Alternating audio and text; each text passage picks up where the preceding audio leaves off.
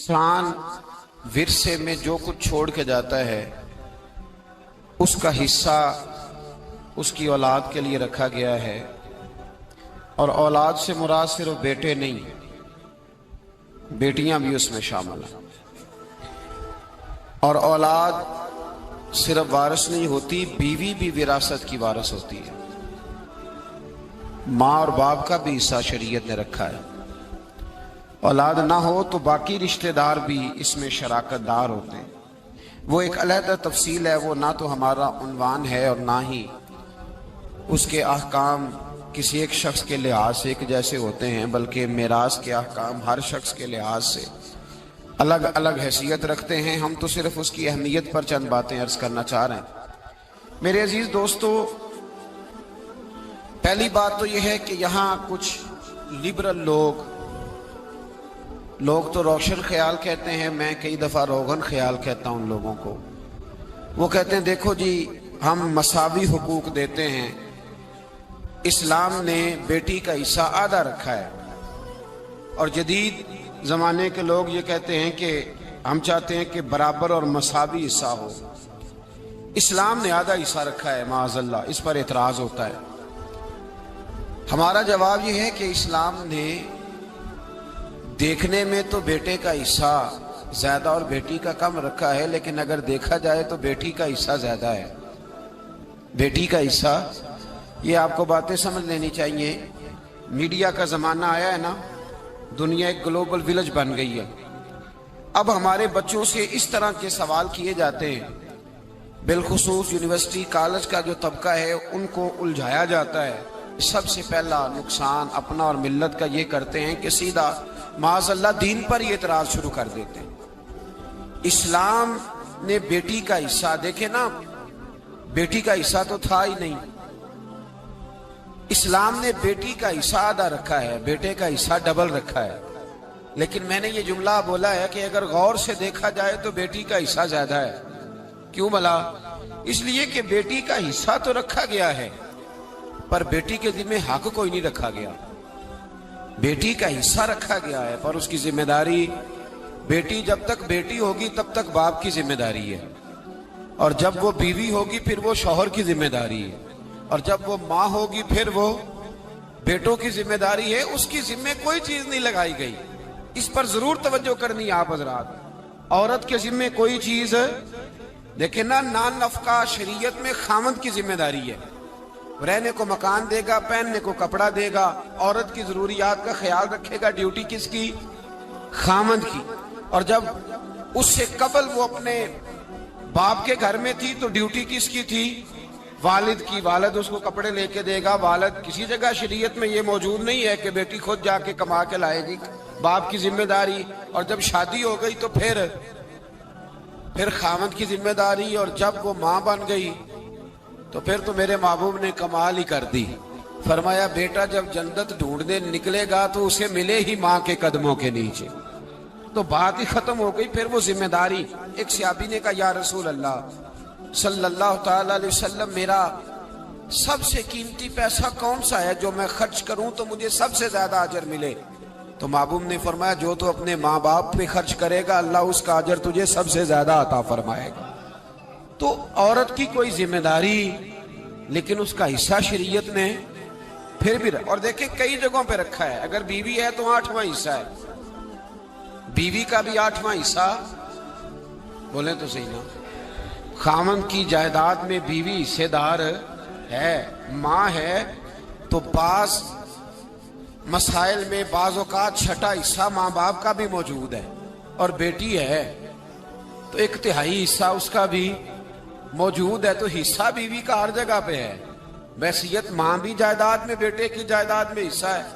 वसीयत बीवी के खामन की जायदाद में भी हिस्सा है, और वसीयत बेटी के बाप की जायदाद में भी उसका हिस्सा उसका है, पर उसकी जिम्मेदारी। तो फिर बताइए, इस्लाम ने ज्यादा दिया है कि कम दिया है? ड्यूटी तो मर्द की ज्यादा है, नफका भी इसने देना है, ख्याल भी इसने रखना है, औरत का हिस्सा। अब एक पहलू तो ये है लिबरल लोगों का, एक मामला मेरा और आपका है। इस्लाम ने भी हिस्सा रख दिया, कानून ने भी हिस्सा रख दिया है, लेकिन कोई हिस्सा देने को तैयार क्यों जी? اللہ نے رکھا نہیں ہے بیٹی کا حصہ، بیٹی حقدار نہیں، تو حصہ صرف اس کا نہیں ہے جس کی 1.5 مربع زمین ہے، جس کا 5 مرلے کا مکان ہے، اس کی بیٹی کا بھی حصہ بنتا ہے، اس کی بیٹی کا بھی حصہ۔ یہ غور سے سنے بات، ہمارے ہاں بہت بڑا اس کو تانا سمجھا جانے لگا ہے کہ بیٹی حصہ لینے آ گئی، بہن نے مطالبہ کر دیا کہ میرا حصہ دو، پھوپھی نے حصہ مانگ لیا، یہ کیسی بات ہو گئی؟ او بھائی پھوپھی تھی تو حصہ لینے آئی ہے نا، پھوپھو تھی تو حصہ لینے آئی، اور اگر تمہاری بہن تھی تو اللہ نے اگر اسے بہن بنایا ہے تو حصے دار بھی بنایا ہے، اور اگر بیٹی بنایا ہے تو رب نے اسے حصے دار بھی بنایا ہے۔ لیکن ہمارے ہاں یہ بہت بڑے شرم کی بات، بہت بڑے۔ اب تو کوئی کچھ سیانے لوگ آ گئے ہیں مارکیٹ میں، وہ شادی سے پہلے بیٹیوں سے سائن لے لیتے ہیں، شادی سے پہلے بیٹی سے سائن۔ اور جب ہمارا حال یہ ہے کہ جب داماد کو ہم رشتہ دکھا رہے ہوتے ہیں، جب ہم بچی کے سسر کو رشتہ دکھا رہے ہوتے ہیں تو اسے سب سے پہلے جی ٹی روڈ والی دکانیں دکھاتے ہیں، اے بھی ساڑیاں نے اللہ دے فضل نہ، اور پھر اس کو پچھواڑے والی حویلی بھی دکھاتے ہیں، الحمدللہ بڑا کرم ہے اللہ کا، 2-3 مکان میں نے کرائے پہ بھی دیے ہوئے ہیں۔ یہ ساری کہانیاں اسے سنائیں، یہ بھی اس کو کہا کہ کچھ تو میں نے خود کاروبار کیا ہے، کچھ میں نے 2-3 دوستوں کے ساتھ بھی، کچھ فیصد میں بھائی وال ہوں، پارٹنر ہوں، شراکت داری ہے میری۔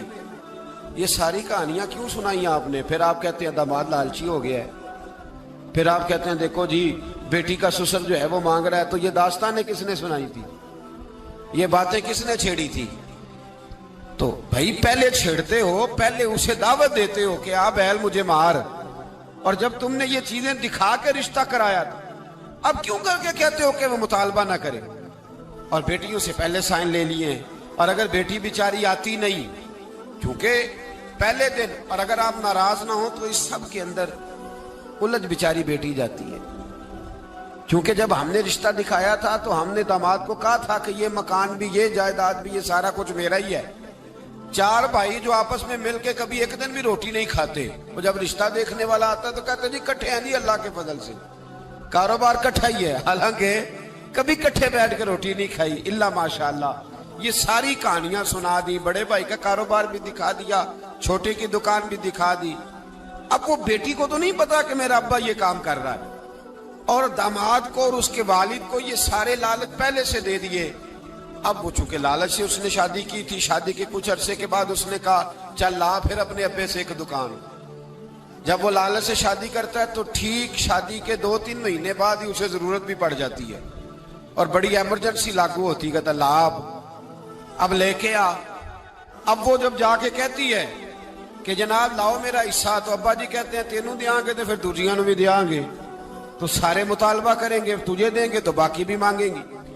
اب خامد بھیج رہا ہے اور والد دے نہیں رہا، بلکہ والد الٹا کہہ رہے ہیں کہ تجھے اسے وہیں سمجھانا چاہیے تھا۔ تو بتائیے اس سارے معاملے میں نقصان کس کا ہوا؟ بولیے۔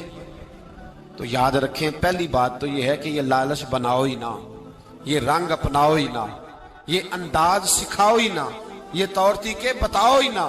آپ یقین کریں 1-2 معاملات میں رشتے کرانے والوں سے ملاقات ہوئی، کچھ بچوں کے رشتے کرنے تھے تو بعد رشتے کرانے والوں سے گفتگو ہوئی، تو وہ رشتے کا بتاتے کہتے ہیں جی ایک رشتہ ہے ایک بچی کا، اس کے گھر والے کہتے ہیں ہم نے کار بھی دینی ہے۔ تو میں فوراً کہتا ہوں کہ رشتہ تو ابھی دیکھا ہی نہیں، تو کار کا پیغام تم نے پہلے سنا دیا ہے۔ وہ کہتے ہیں جی ہم نے گاڑی دینی ہے، نہیں یہ پہلے پیغام دے دیا، اور بچی کے نام ایک سوسائٹی میں مکان بھی ہے، شریعت نے بچی کا حصہ رکھا ہے، باپ کی جائیداد میں بیٹی کا حصہ۔ بولیے سارے بولیے۔ چلو جنہ نہیں بھی پروگرام دین دو بھی منو تے صحیح نہ، اللہ نے بچی کا حصہ، جس کا 4 مرلے کا مکان ہے، اس کی بیٹی کا بھی حصہ، اور اس کی اہمیت ہے، دین نے اس کو بیان کیا ہے، قرآن و سنت نے اس کو بیان۔ والد اپنی قبر وزنی نہ کرے، اور میں بڑی ذمہ داری سے کہہ رہا ہوں بیٹے تیرا زیادہ ختم نہیں دلائیں گے تیرے بعد، بیٹیاں زیادہ دلائیں گی۔ اور ایک بات اور کر دوں تو میرا خیال ہے آپ سمجھ جائیں گے، بیٹا اگر دعا کبھی مانگے گا بھی تو رسمی مانگے گا، اور بیٹی تیرے مرنے کے بعد تیرے لیے جب بھی دعا مانگے گی رو کے مانگے گی، وہ رو کے مانگے، اس کی دعا اللہ کے قرب کے قریب ہوگی۔ بیٹی کو کیوں نہیں دیتے؟ جو اس کا حصہ بنتا ہے، جو اس کا حق بنتا ہے، جو اس کا طریقہ ہے، اسے کیوں نہیں دیتے؟ سیدھی سیدھی جنت کیوں نہیں حاصل کرتے؟ کب تک؟ پہلے زمانے میں سخت بات کرنے لگا ہوں پر میری مجبوری ہے، پہلے زمانے کے باپ بیٹیاں دفن کر دیتے تھے، آج کا باپ بیٹی کا حصہ دفن کر دیتا ہے۔ یہ بتائے یہ کس کے ساتھ مقابلہ کر رہا ہے؟ پچھلے زمانے کا باپ بیٹی دفن کرتا تھا، آج کا باپ بیٹی کا حصہ دفن کرتا ہے، بیٹی سے پیسے چھپا کے رکھتا ہے، وہ بیٹی سے جائیداد چھپا کے رکھتا ہے، وہ خرچے بتاتا ہے۔ تو بتا، وہ بیٹی دفن کرتا تھا تو اس کا حصہ دفن کرتا ہے۔ اس کا مطلب یہ ہے کہ کہیں نہ کہیں تو ان لوگوں سے مماثلت کر رہا ہے، معاذ اللہ، جو بیٹیوں کو دبا جاتے تھے۔ ڈر اللہ تعالیٰ سے، بیٹی کا حصہ دے، اسے نواز، اس کی طرف توجہ کر۔ ہم ڈٹے ہوئے لوگ، سرکار نے فلاح انسانیت کے لیے جو دوسرا کام کیا نا، وہ لوگوں کو احساس دلایا ہے کہ اگر غلطی ہو جائے تو تم نے بندوں کے سامنے اپنے آپ کو کلیئر نہیں کرنا، تم نے تو رب کے سامنے اپنے آپ کو کلیئر کرنا، اللہ کے سامنے تم نے بچنا ہے کہ میرا گناہ معاف۔ اور حضور احساس پیدا کرتے تھے۔ بخاری شریف میں قبیلہ غامدیہ کی اس عورت کا تذکرہ موجود ہے جو خود آئی تھی، کوئی گرفتار کر کے نہیں لایا تھا، از خود آئی۔ احساس پیدا ہو گیا نا گناہ کا۔ یہاں بہت ساری غلطیاں کر کے بھی لوگ جب اپنی بات کرتے ہیں تو کہتے ہیں کبھی یاد تو نہیں کسی کے ساتھ زیادتی کی ہو، یاد تو نہیں کبھی کسی کا، بھئی آپ نے اتنے بڑے ولی ہونے کا دعویٰ کر دیا۔ انسان تو انسان رہتا ہے۔ بڑے بڑے لوگ کہہ گئے کہ یا اللہ اگر انجانے میں بھی بھول گئے ہیں تو ہم سے درگزر فرما، لیکن جب ہم تیار ہی نہیں ماننے کو۔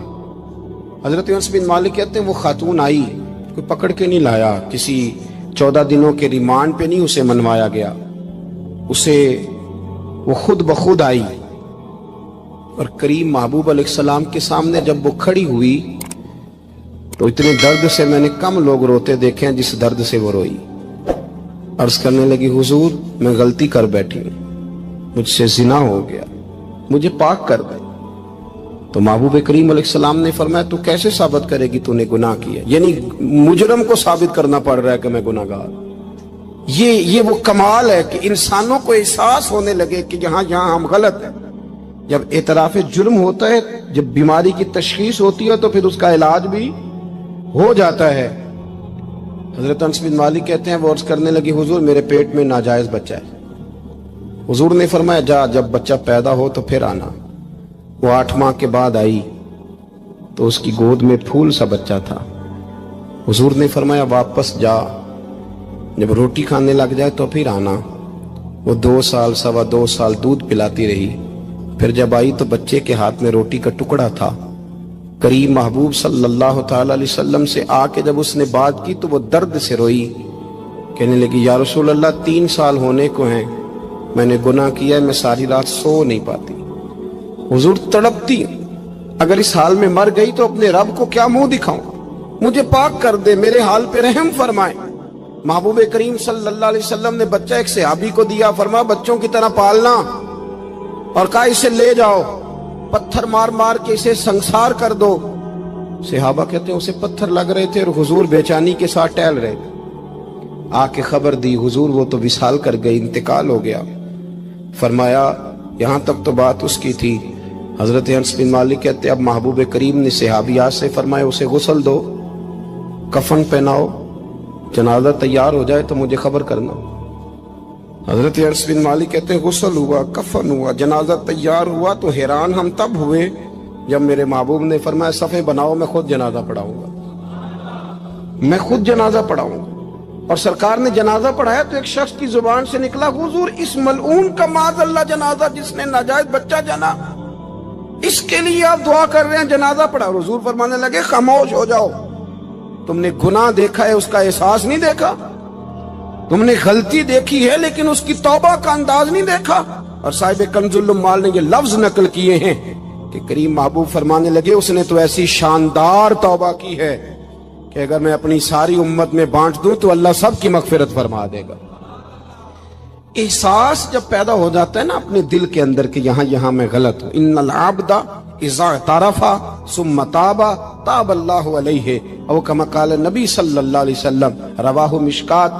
حضور نے فرمایا جب کوئی بندہ کہتا ہے نا اللہ میں بھول گیا تھا، اور پھر وہ توبہ کرتا ہے تو رب اس کی توبہ کو فوراً ہی قبول فرما لیتا ہے۔ پہلی بات یہ کہ عقائد کو مضبوط رکھیں، مضبوط عقائد۔ اور یہ جو آج کل ایک اور ماحول چل رہا ہے، کوئی تھوڑا ادھر کو تھوڑا ادھر، عقائد وہی درست ہیں جن کی تشریح شیخ عبداللہ محدث دہلوی نے فرمائی، عقائد وہی درست ہیں جن کی بابت حضرت مجدد الفسانی لکھ گئے، اور ان سب کو اگر کھلا کر کے بیان کیا تو امام احمد رضا فاضل بریلوی نے بیان کیا۔ انہی بزرگوں کی باتوں کو کھول کر ہمارے سامنے رکھا۔ مضبوط عقائد کی زندگی گزاریں۔ اور دوسری بات، اگر کبھی کوئی غلطی ہو جائے پھر اس کا احساس پیدا کریں، پھر اس سے توبہ کریں۔ تیسری بات جو فلاح انسانیت کے لیے بڑی ضروری ہے وہ یہ ہے کہ تھوڑا احساس پیدا کریں دوسروں کا۔ میری زندگی میری ذات سے شروع ہوتی ہے، میری ذات سے۔ میرے سے ہنس کے بولو، میری بات مانو، میرے پیچھے چلو، میرے آرام میں خلل نہ آئے، میری طبیعت کے مطابق۔ بھئی آپ کی طبیعت کے مطابق چلیں تو پھر تو آپ بہت بڑے خود غرض ہوئے کہ آپ نے صرف اپنے لیے سوچا۔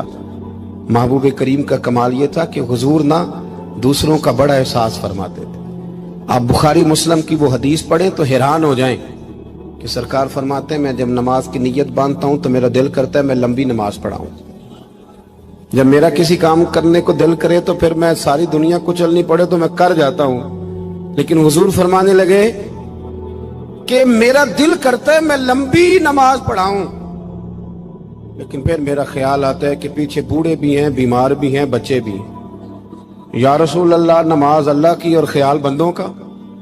فرمایا میں بوڑھوں، بیماروں اور بچوں کا خیال کرتے ہوئے اللہ کی نماز کو مختصر کر دیتا ہوں۔ احساس جب طبیعت ہمارے ہاں نا تیزی کے ساتھ احساس ختم ہوا ہے، تیزی کے ساتھ ہم نے اتنی نفی شروع کی۔ ہمارے تو اہل تصوف میں اللہ ماشاءاللہ اب تربیت کا طریقہ یہ ہے کہ صرف میں ہوں، میرے سوا کوئی بھی نہیں، میں اس کو کہتا یہ کام کرے۔ میرے رسول کریم علیہ الصلوۃ والسلام نے حقوق کا تعین فرمایا، حقوق کا تعین فرمایا، اور نبی کریم صلی اللہ علیہ وسلم نے فرمایا جو عورت اس حال میں مر گئی، اس حال میں دنیا سے گئی کہ اس کا خاوند اس سے راضی تھا، اس کا شوہر اس سے راضی تھا، اس کا گھر والا اس سے مطمئن تھا، تو میرے نبی پاک فرماتے ہیں جب دنیا سے جائے گی تو رب کریم جنت کا دروازہ کھول کے فوراً ہی جنت میں داخل فرما دے گا، اس کو بغیر روک ٹوک جنت دے دی جائے گی۔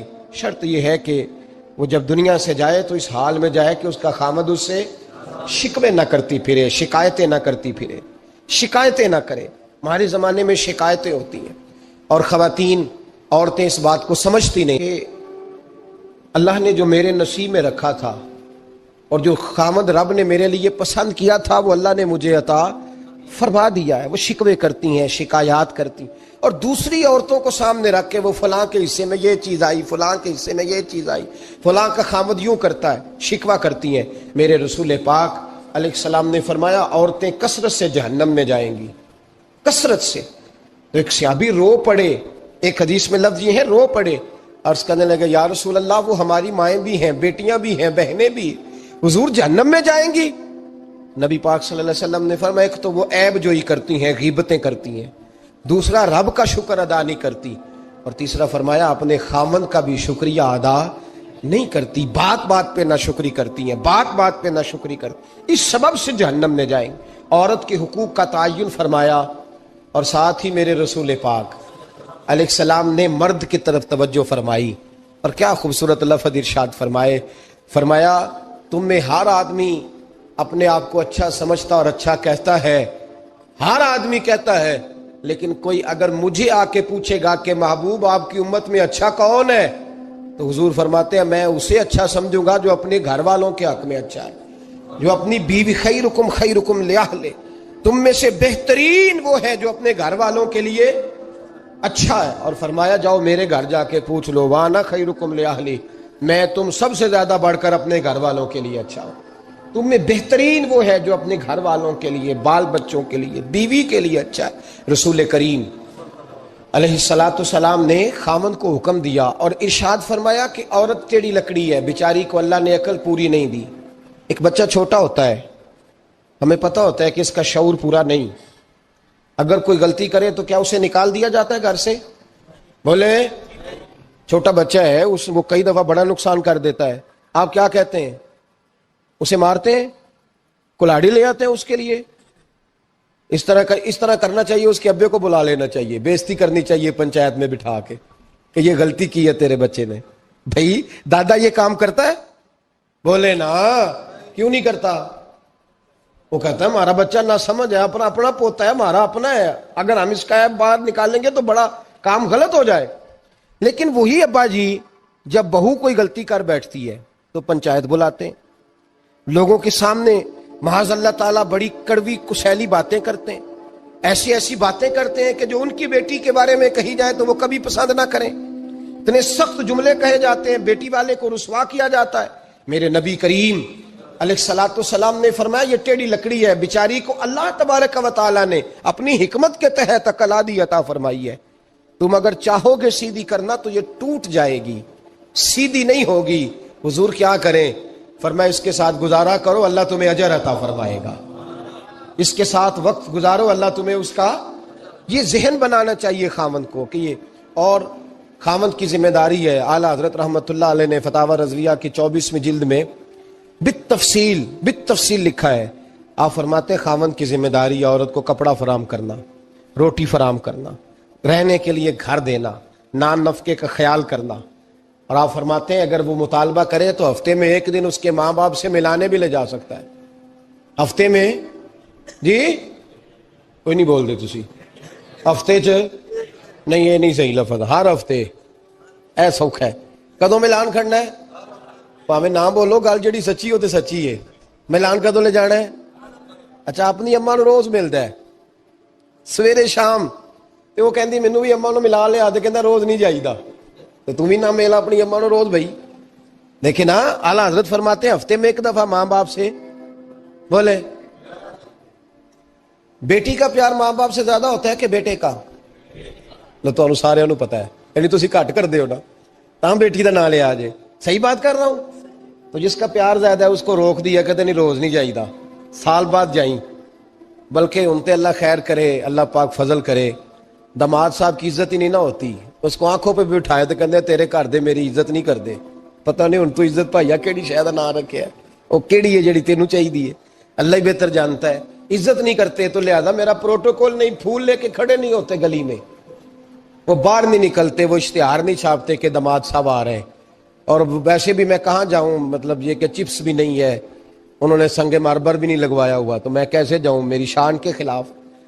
आला हज़रत फरमाते हर हफ्ते वो बेटी जो है, तो बेटियां बेटियां होती हैं। और ये तो उस दिन पता चलता है ना जब अपनी बेटी बंदा डोली में डालता है, फिर पता चलता है कि दिल करता है हर हफ्ते उसको मिलने को, दिल करता है कि वो आए, चेहरा दिखाए, एक दफा मिल जाए, हर हफ्ते उसको मिलवाने लेके जाए, उसकी गलतियां माफ करे, उसके ऐबों पे पर्दा डाले, उसकी कोताहियों का ख्याल करे, उससे दरगुजर करे। मेरे नबी करीम सल्लल्लाहु अलैहि वसल्लम ने फरमाया मैं अपनी उम्मत को हुक्म देता हूं कि अपनी बीवी से बुग़्ज़ ना पालना, बुग़्ज़ ना पैदा करना। कोई गलती करे तो बुग़्ज़ ना पैदा करना, बुग़्ज़ ना रख लेना सीने में कि तू है ही ऐसी, तू है ही, बुग़्ज़ ना पालना। और क्या खूबसूरत लफ्ज हैं हजरत खतीजतुल कुबरा के सरताज के, और क्या लफ्ज हैं जनाब सैयदा आमिना के लाल के। मेरे नबी पाक फरमाने लगे अगर तुम्हें अपनी बीवी की कोई आदत नापसंद है तो गौर कर लो, ढूंढ लो, उसमें ऐसी भी आदत तुम्हें जरूर मिल जाएगी जो तुम्हें बड़ी पसंद होगी।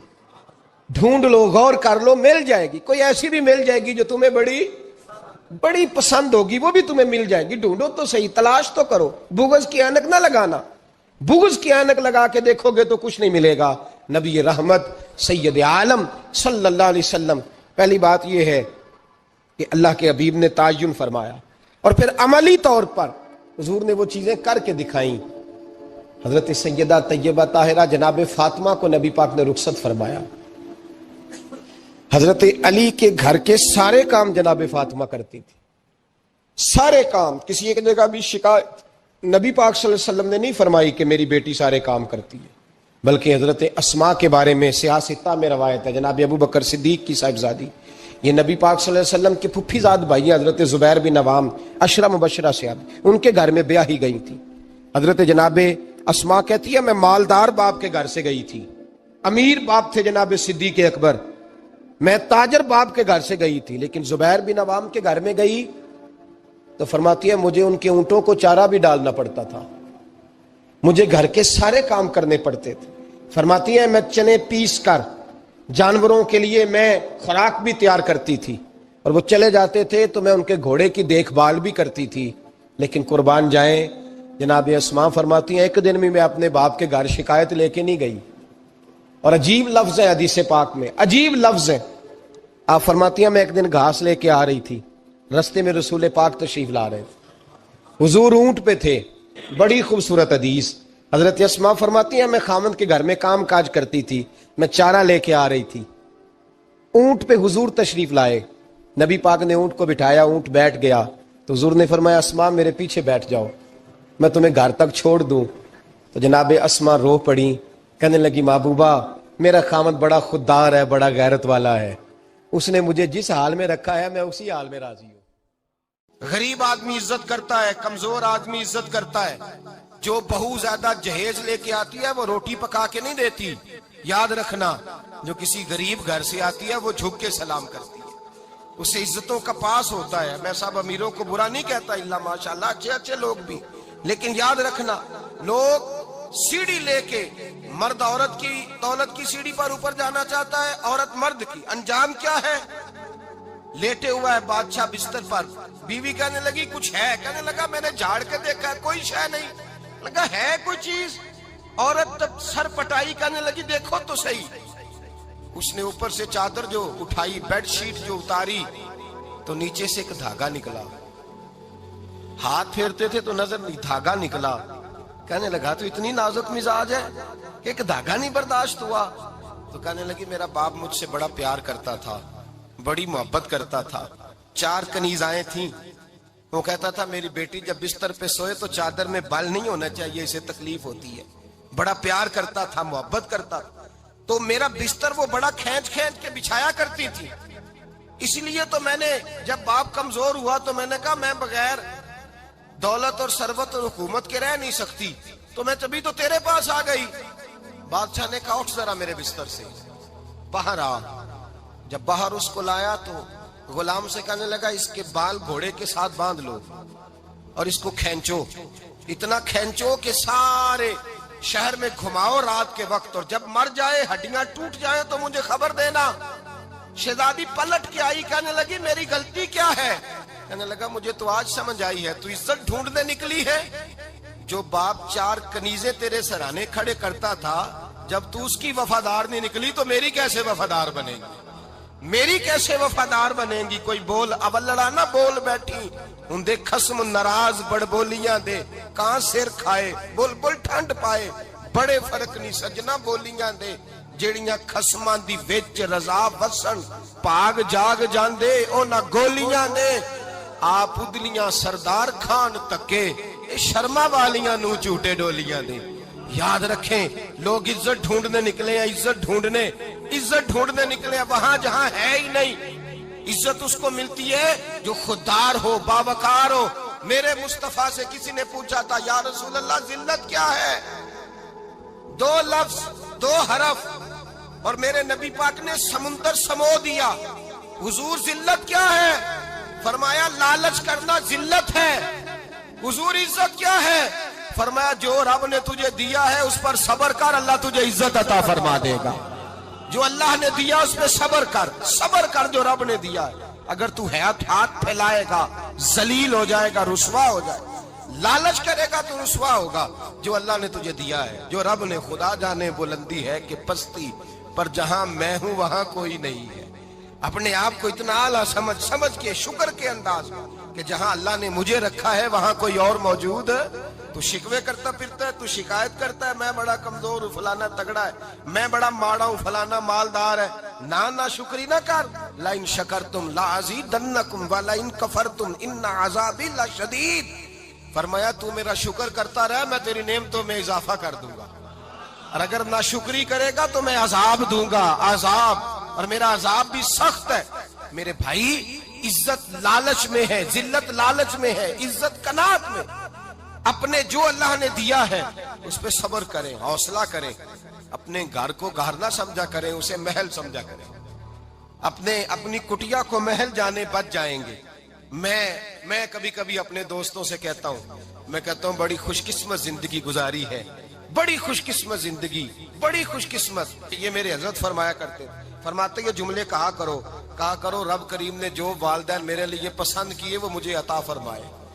جو بہن بھائی ہم نے تو بعد میں چہرے دیکھے ہیں تو حالات بدل گئے. آج پتہ چلا ہے دیہاتی لوگ تو ولی ہوتے ہیں, اللہ سے زیادہ ڈرتے ہیں. یہ جو سادے لوگ ہوتے ہیں نا دیہاتوں کے, کوئی خیرات لینے والا دروازے پہ آتا تو میں مدرسے کا طالب علم تھا, میری اماں کہتی جا دے آ, تو میں کہتا اماں یہ تو ڈھونگ رچائے آیا ہے, اس کو دینا ہی نہیں چاہیے. تو اماں کہتی بیٹے اتنا ہی کافی نہیں کہ ہمارے دروازے پہ آ گیا ہے.